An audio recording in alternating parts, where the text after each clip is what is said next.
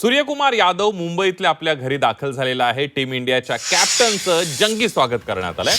Trophy उचलताना खूप आनंदी होतो अशी प्रतिक्रिया सूर्यकुमार यादव यानं यावेळेला दिलेली आहे. T20 वर्ल्ड कप जिंकल्यानंतर कॅप्टन सूर्यकुमार यादव मुंबईतल्या चेंबूर इथल्या घरी दाखल झाला. यावेळेला क्रिकेट प्रेमींनी मोठी गर्दी केली होती. मोठ्या उत्साहामध्ये सूर्यकुमारचं औक्षण करत जल्लोषात स्वागत करण्यात आलं.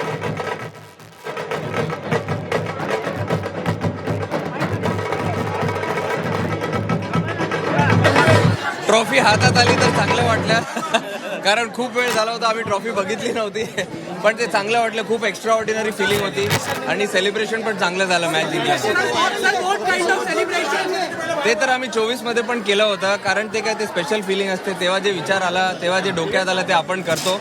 पण ते आम्हाला परत रिलीव्ह करायचं होतं ते त्यामुळे ते फोटो परत घेतले.